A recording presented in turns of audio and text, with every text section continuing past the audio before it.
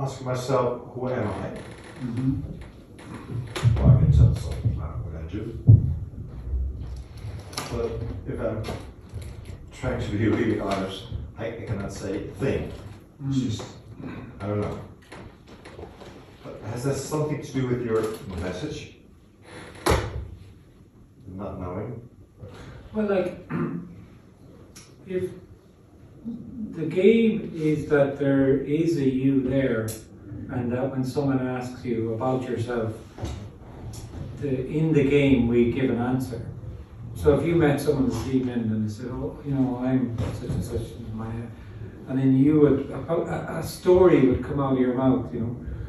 And what the suggestion is that doesn't feel like a story for a lot of people.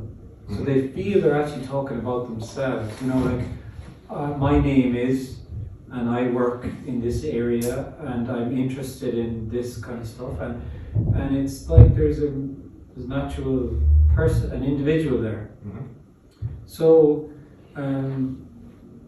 most people would just kind of go off the presupposition, you know, that there is someone there, even though they know they can't describe themselves. Who am I? They can't really answer that question. No. You can give a load of information, and that's all it is information. And then, but the thing is that most of the time there is that presupposition that whatever information you give, it is reflective of an actual person that's there. So there is a solid individual there, despite you not being able to describe it or whatever.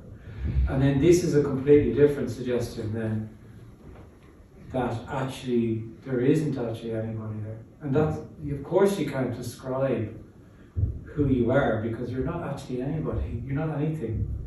You might have feelings about who you are, you have hopes about who you'd like to be, you have ideas about, you know, what other people say you've done, and a lot of it's in this kind of sense of you have good points and bad points, you have strengths and weaknesses, and all, it's in this dichotomous reality. But you wouldn't really ever think that there's nobody there. There is no me, like. There's just nothing there.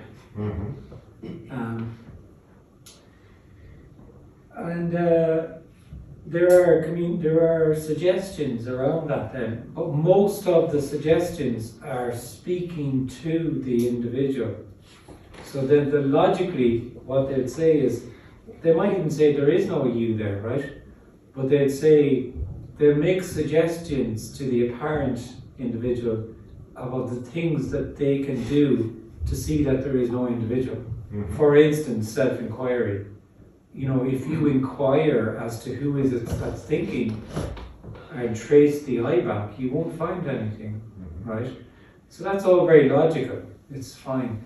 But that's not going to happen in this kind of a communication. And it's simply because there's nobody to do that.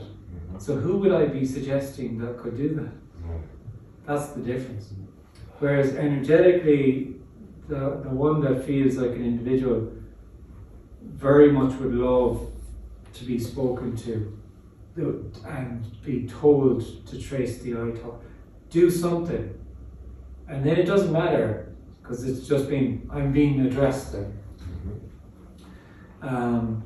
Whereas this communication, it's different in that there's no agenda here, I'm not speaking to anybody. It's just a suggestion, that's all it is. And then it's heard as it's heard. And it makes the whole thing completely energetic. And that's why at the beginning of every meeting, just pointing out that this whole afternoon is about resonance, energetic resonance. That's not about anything to do with understanding or knowing. Because understanding or knowing is just an aspect of you. You can know that you're not there perfectly well, but what difference does it make? It's just more knowing. That it's plenty of people know that when someone asks them about themselves, they just tell them a story. It's just blah blah blah. But what? So what? So.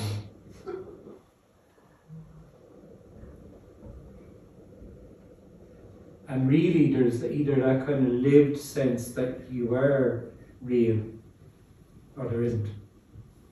And it doesn't matter, like if there is that energetic sense that there, you know, that's just, like it's not an idea, feeling like an individual. It really will feel like you're sitting in the chair and you can know all the concepts or whatever, it doesn't matter. But there'll be a lived energetic sense that you're hearing the sound of the voice now. And that you're looking at the, you know, the people are going past on the bicycle and it just feels that way. And of course, when it does feel like that way, the logical thing is to ask, well, how can I not feel this way? What the logical thing is to say, what can I do? What can you tell me something I can do or something I can know to get to where you're at? Of course. So that's fine, and that appears to arise. And then, but within all of that, there's an invitation to see that it's not about knowing or understanding. Or there's clearly no you there who can do something or not do something, which is just ludicrous to the individual and so frustrating. You know, like the individual, just the apparent individuals, just speak to me like, please, throw me a bone, do me, you know, whatever. Or maybe not, it depends, it's just however, you know.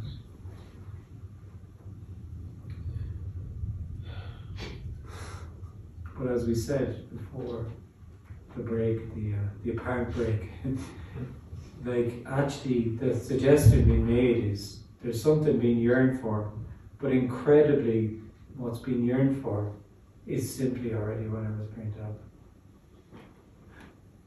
But when you feel like you think what's being yearned for is something to do with me. I'm too much this way, I'm not enough this way, I need to be more of this and less of this. And and the big joke is something to do with you. Because there is no you.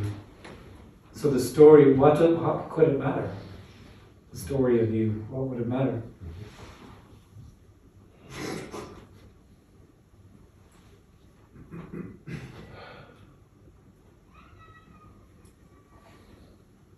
You know, so that's like, for most people, when they're asked that question, because that's how we started, like someone asks, who are you? And they really feel they're answering the question. They really feel there is a somebody there that does this job, likes this kind of music. So it really feels real.